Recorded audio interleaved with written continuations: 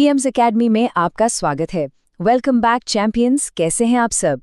इस हफ्ते के सबसे इम्पोर्टेंट करंट अफेयर्स लेकर हम फिर आ चुके हैं। आज के इस सेशन में न्यूज़ भी होगी, तगड़ा रिवीजन भी होगा और हाँ, थोड़ा सा दिमाग का वर्कआउट भी। तो चलिए बिना किसी देरी के एकदम फुल एनर्जी के साथ शुरू करते हैं अपना आज का एनालिसिस। फटाफट आज का क्लास मेन्यू देख लेते हैं। सबसे पहले वीकली हेडलाइंस ब्लास्ट, फिर एमपी स्पेशल न्यूज़ और अपॉइंटमेंट्स, उसके बाद नेशनल और इंटरनेशनल खबरें, फिर आएगा अपना फेवरेट जीएस स्टैटिक लिंकेज और आखिर में एमसीक्यू चैलेंज राउंड के साथ रैपिड रिवीजन।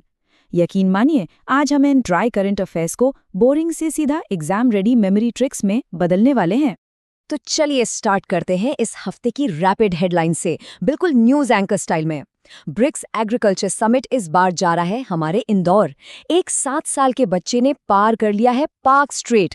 राज्यों के विधानसभा चुनाव के नतीजे आ चुके हैं, मैंडेट डिलीवर हो गया है। हमारी उज्ज्वला योजना ने सफलता के पूरे 10 साल कंप्लीट कर लिए हैं और वर्ल्ड प्रेस फ्रीडम इंडेक्स में भारत की रैंक रही है 157। ये तो बस एक छोटा सा ट्रेलर है, असली डीप ड्राइव तो अब शुरू होगी। तो आते हैं अपने पहले पड़ाव पर, MP special appointments and state updates.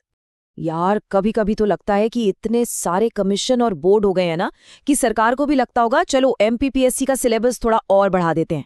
Anyways, prelims के लिए ये नाम एकदम रटे होने चाहिए।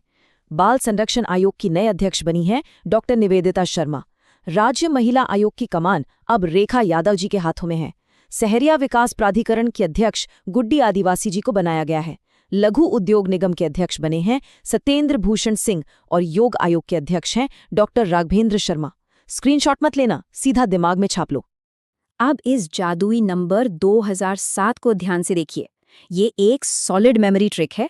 इसी साल 2007 में भोपाल में एमपी स्टेट शूटिंग एकेडमी बनी थी और कमाल की बात देखिए, इसी साल 2007 में ही मध्य प्रदेश बाल अधिकार संरक्षण आयोग की भी स्थापना हुई थी। हो गया ना, एक तीर से 2 निशाने। बस ऐसे ही लिंक करके याद रखना है। आगे बढ़ते हैं।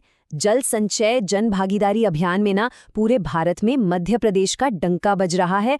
डिंडोरी ने पूरे देश में पहला स्थान हासिल किया है और अपना खंडवा दूसरे नंबर पर है।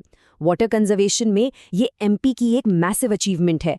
मेंस के एनवायरनमेंट वाले पेपर में इसे as a case study quote करके आना, एक्स्ट्रा मार्क्स पक्के हैं।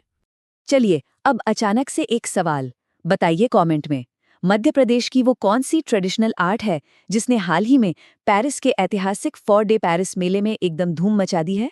थोड़ा दिमाग लगाइए। अरे वाह, गेस कर लिया। सही जवाब है धार जिले का मशहूर बाघ प्रिंट।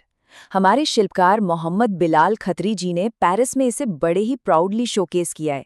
अब ये न्यूज़ एग्जाम में आई ना तो आधी क्लास बोलेगी ये तो न्यूज़पेपर में देखा था, पर आपको पता है कि ये मेंस के आर्ट एंड कल्चर का सीधा लिंकेज है। एमपी गवर्नेंस के कुछ और फटाफट माइलस्टोन्स देख लेते हैं। जून 2026 का ब्रिक्स एग्रीकल्चर समिट इंदौर में होगा। ग्वालियर में हुआ है राज्य स्तरीय पशुपालक सम्मेलन, जहां टारगेट रखा गया है 50 लाख लीटर दूध उत्पादन का। भोपाल की नगर निगम वाली जो ग्रीन बिल्डिंग है ना, उसका नया नाम अब अटल भवन हो गया है। और नीमच के ग्राम देवरी में 10.5 मेगावाट का सोलर प्लांट लगा है। ये सारे पॉइंट्स एमपी इकोनॉमी और एनवायरनमेंट के सिलेबस से परफेक्टली अलाइन होते हैं। अब शिफ्ट करते हैं गियर्स, चलते हैं नेशनल एंड इंटरनेशनल न्यूज़ की तरफ, beyond the state borders. Polity के नजरिए से ये एक बड़ा अपडेट है। 2026 के राज्य विधानसभा चुनावों के नतीजे आ चुके हैं। पश्चिम बंगाल में भारतीय जनता पार्टी ने 293 से 206 सीटें जीतकर बहुमत हासिल किया है और शुभेंदु अधिकारी मुख्यमंत्री के नए चेहरे के रूप में सामने आए हैं। दूसरी तरफ तमिलनाडु में राजनीति में कदम रखने वाले अभिनेता विजय थलापति की पार्टी टीवीके ने 234 में से 108 सीटें हासिल की हैं। भारतीय राजनीति में ये नए चेहरों का उभरना एक इम्पॉर्टेंट शिफ्ट है जिसे हमें ध्यान में रखना है।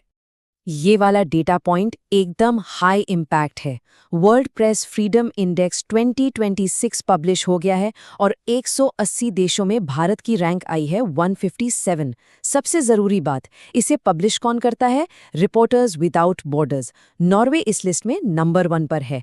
डायरेक्ट ऑब्जेक्टिव क्वेश्चन बनता है यहाँ से, ऑर्गेनाइजेशन का नाम बिल्कुल मत भूलना।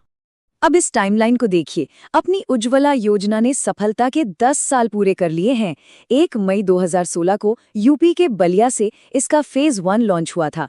फिर 2021 में महोबा से फेज 2 आया और अब मई 2026 तक इसमें 10.55 करोड़ कनेक्शन दिए जा चुके हैं। इसकी टैगलाइन क्या थी? स्वच्छ ईंधन बेहतर जीवन। बस ये ट्रिक याद रखना, स्कीम का कोर याद रहेगा। चलिए अब आते हैं जीएस स्टैटिक लिंकेज पर। करंट अफेयर्स को सीधे ज्योग्राफी के मैप से जोड़ते हैं। रांची के एक 7 साल के छोटे से बच्चे ईशांग सिंह की ये कहानी सच में घूसबम्स देती है।